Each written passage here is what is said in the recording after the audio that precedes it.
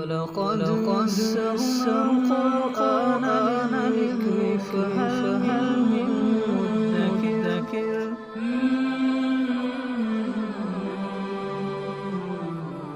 سورۃ المائدہ آیت نمبر 2۔ اعوذ باللہ من الشیطان الرجیم، بسم اللہ الرحمن الرحیم۔ یا ایہا الذین آمنوا لا تحلوا شعائر اللہ ولا الشہر الحرام ولا الہدی ولا القلائد ولا آمین البیت الحرام یبتغون فضلا من ربہم ورضوانا وإذا حللتم فاصطادوا ولا يجرمنكم شنآن قوم أن صدوكم عن المسجد الحرام أن تعتدوا وتعاونوا على البر والتقوى ولا تعاونوا على الإثم والعدوان واتقوا الله إن الله شديد العقاب۔ پہلی آیت مبارکہ میں اللہ تعالیٰ نے ارشاد فرمایا تھا کہ اے ایمان والو، معاہدوں کو پورا کرو۔ انہی معاہدوں کے اندر سے ایک معاہدہ ہے اللہ تعالیٰ کے ہر حکم کو بجا لانا اور نافرمانی سے بچنا۔ اسی معاہدے کی دو اہم شقیں، دو اہم نکات یہ ہیں کہ ایک تو اللہ کے شعائر کی بے حرمتی سے بچنا، اور دوسرا ہمیشہ دوست ہو یا دشمن ہو، اپنا ہو یا پرایا ہو، انصاف کی بنیاد پر دوسرے کا ساتھ دینا، ظلم پر ساتھ نہ دینا۔ یہ دو اہم نکات ہیں جن کا بیان آج کی اس آیت مبارکہ میں آ رہا ہے۔ اس آیت مبارکہ کو سمجھنے کے لیے پہلے اس کا پس منظر آپ دیکھ لیں، جس میں 3 واقعات ہیں۔ پہلا واقعہ تو صلح حدیبیہ والا ہے کہ جب 6 ہجری میں آپ علیہ السلام نے صحابہ کرام کی معیت میں، جو 1000 سے زائد کی تعداد تھی، عمرے کا ارادہ کیا، تو حدیبیہ کے مقام پر پڑاؤ کر کے پیغام بھیجا اہل مکہ کو کہ ہم صرف عمرے کے لیے آئے ہیں اور عمرہ کر کے واپس چلے جائیں گے، تو ہمیں داخلے کی اجازت دی جائے۔ جس کے اوپر مشرکین تپ گئے، بگڑ گئے، اور انہوں نے کہا کہ ہم اجازت نہیں دیں گے، اور بہت ساری شرائط لگائیں۔ ان میں سے ایک یہ بھی تھی کہ اس سال آپ لوگ واپس چلے جائیں اور اگلے سال آئیں اور پھر عمرہ کریں، اور تلواریں وغیرہ ساتھ نہ لائیں، اور بہت ساری ان لوگوں نے پابندیاں لگائی تھی جو سراسر ظلم پر مبنی تھی اور مسلمانوں کے خلاف تھی، اور مسلمانوں کے عزت اور وقار کے بھی خلاف تھی۔ بہرحال مسلمانوں نے ان کو قبول کیا اور واپس چلے گئے۔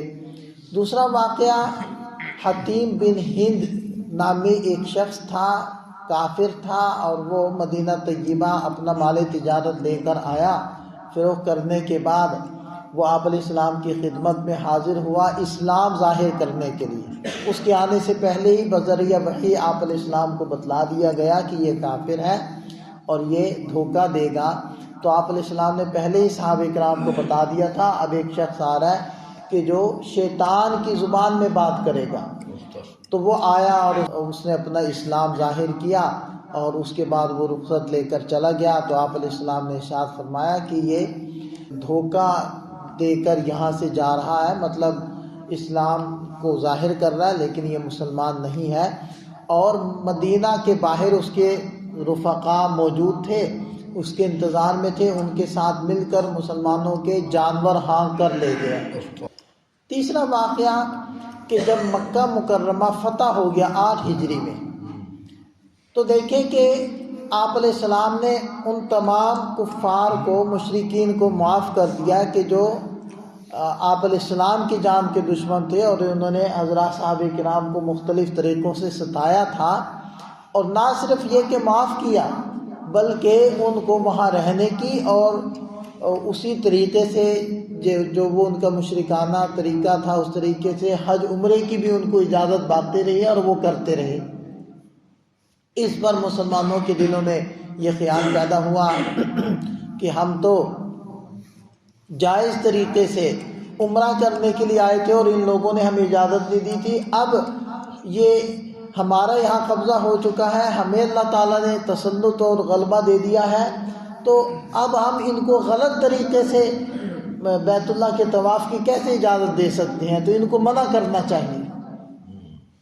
اور پچھلے واقعے کا ایک چھوٹا سا حصہ رہ گیا ہے، وہ یہ تھا کہ وہی حتیم بن ہند جو مسلمانوں کے جانور لے گیا تھا، تو جب یہ 7 ہجری میں عمرہ قضاء کے لیے مسلمان تشریف لا رہے تھے تو وہ نظر پڑا، تو دور سے وہ آ رہا تھا حتیم بن ہند، اور احرام باندھے ہوئے تھا، اور انہی جانوروں کو جو مسلمانوں کے تھے ان کو ہدی کا جانور بنایا ہوا تھا۔ ہدی کا جانور ہوتا ہے جن کو وہاں جا کر قربان کرنا ہوتا ہے۔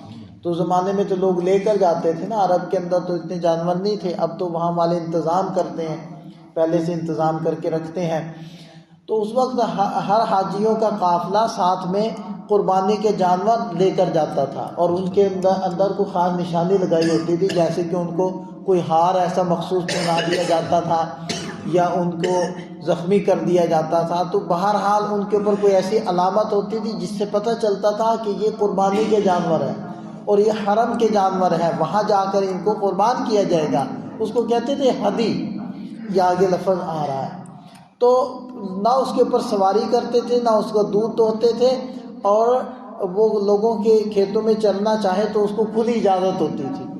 تو اور ان جانوروں سے بھی پتہ چل جاتا تھا کہ یہ حجاج کا قافلہ ہے، لہذا اس کو نہیں لوٹنا، اس سے تعرض نہیں کرنا۔ تو جب اس کا یہ دیکھا اس کو کہ وہ مسلمانوں کے جانور لے کر آ رہا ہے، تو اب صحابہ کرام کے دل میں یہ خیال پیدا ہوا کہ اس کو اب یہاں پکڑا جائے، اس کو قتل کیا جائے اور اپنے جانور واپس لیے جائیں۔ تو اب یہ 3 واقعات ہمارے سامنے آ گئے۔ اب آپ آیت مبارکہ کو دیکھیں۔ یا ایھا الذین آمنوا، اے ایمان والو، لا تحلوا شعائر اللہ، اللہ کی علامتوں کی بے حرمتی مت کرو۔ شعائر کسے کہتے ہیں؟ اسلام کی وہ علامتیں جو بالکل ظاہر اور مشاہد ہوں، نظر آتی ہوں، جیسے کہ نماز ہے، اذان ہے، حج ہے، داڑھی ہے، یہ شعائر ہیں۔ تو فرمایا کہ ان کی بے حرمتی مت کرو۔ ولا الشہر الحرام، اور حرمت والے مہینے کی بے حرمتی مت کرو۔ اب حرمت والا مہینہ وہ ذوالقعدہ تھا جس کے اندر مسلمان عمرے کے لیے آ رہے تھے، اور اسی مہینے میں ان حضرات نے سوچا کہ ہم اس حتیم بن ہند سے بدلہ لیں اور اس کو قتل کریں، اپنے جانور واپس لیں۔ اور یہ جو 4 مہینے ہیں، ذوالقعدہ، ذوالحجہ، محرم اور رجب، یہ حرمت والے 4 مہینے ہیں جس کے اندر لڑائی، قتل و قتال کو منع کیا گیا۔ اگرچہ اب ان کی وہ والی حرمت باقی نہیں رہی، وہ حرمت منسوخ ہو چکی ہے۔ جمہور علماء کو یہی موقف ہے کہ ان 4 مہینوں کی حرمت جو تھی وہ منسوخ ہو چکی ہے، لیکن بہرحال بلا ضرورت اب بھی ان میں قتال کرنے کی اجازت نہیں، یعنی کہ بلا ضرورت قتال شروع نہ کیا جائے، کوئی جنگ شروع نہ کی جائے، ان مہینوں کو گزار لیا جائے، لیکن بہرحال وہ حرمت منسوخ ہو چکی ہے۔ تو بہرحال وہ ذوالقعدہ کا مہینہ تھا، تو اللہ تعالیٰ نے فرمایا کہ اس مہینے کی بھی حرمت کا خیال رکھو۔ وللحدی وللقلائد، ہدی کے جانوروں کی بھی بے حرمتی مت کرو، اور قلائد یعنی جو ان کو ہار پہنائے ہوئے ہیں علامت کے طور پر، ان کی بھی بے حرمتی مت کرو۔ وہ چونکہ حتیم بن ہند وہ جانور لے کر آ رہا تھا ہدی کے، تو مسلمان یہ چاہ رہے تھے کہ اس سے یہ جانور چھین لیں، تو فرمایا کہ نہیں۔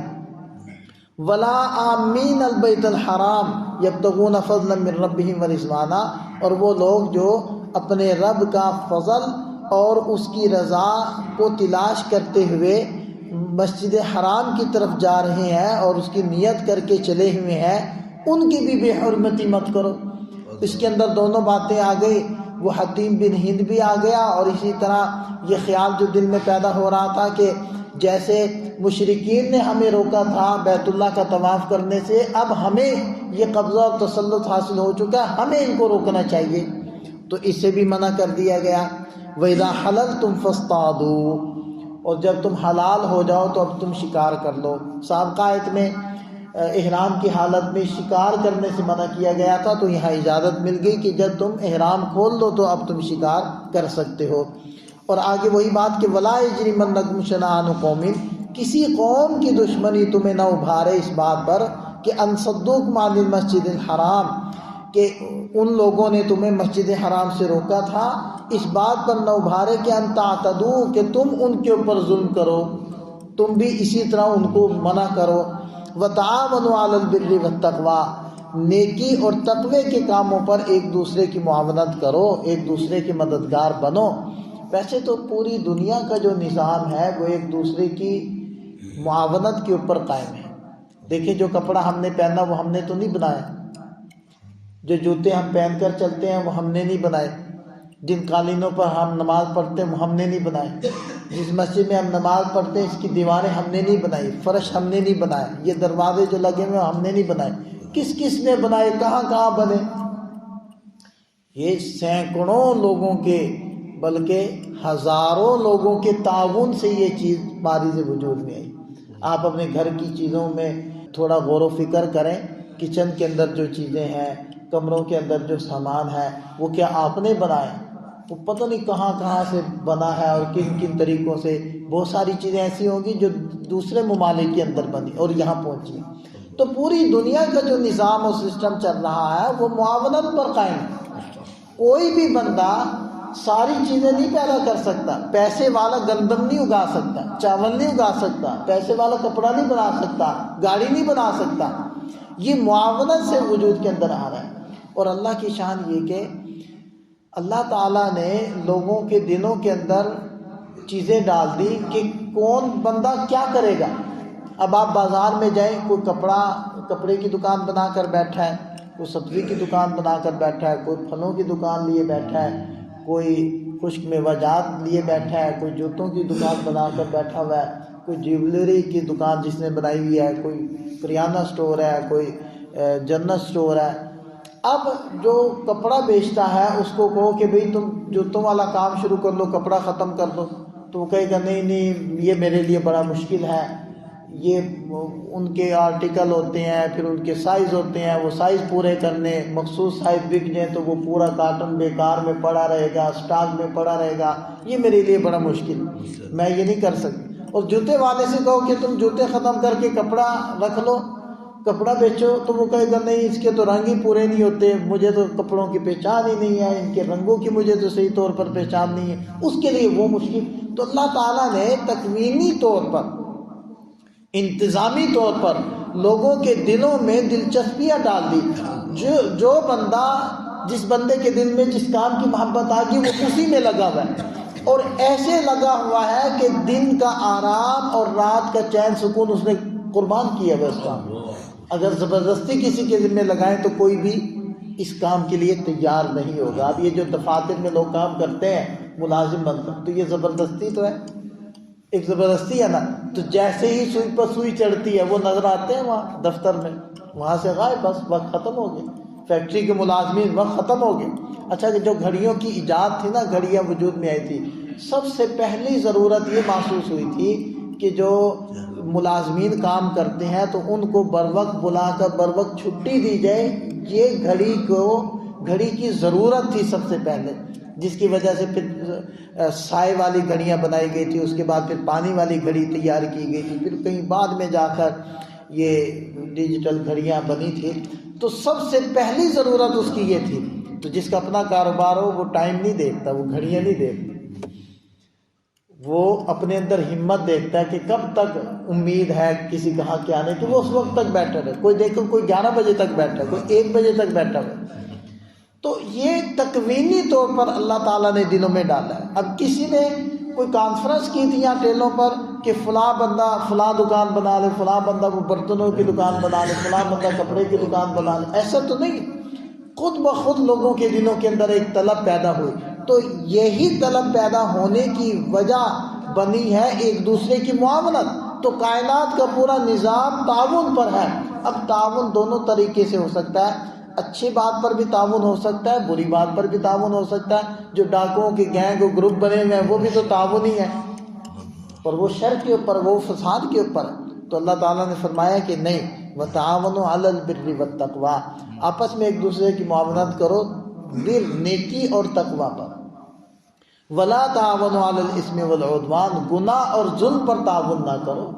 تو اس اصول کو اگر ہم سمجھیں، ہم عوام سمجھیں، تو ہمیں یہ بات پتہ چلے گی کہ اسلام نے اصل میں یہ ضابطہ دے کر نا پوری عوام کو اس کام کے لیے کھڑا کیا ہے کہ وہ نیکی کو تو پھیلائیں گے، اچھائی کو تو ترویج دیں گے، اور وہ اچھے کاموں پر تو ایک دوسرے کے ساتھ کھڑے ہوں گے، ظلم کے خلاف ہوں گے، ظلم کا ساتھ نہیں دیں گے، ظلم کی مدد نہیں کریں گے، جھوٹ کی مدد نہیں کریں گے، دھوکے کی مدد نہیں کریں گے۔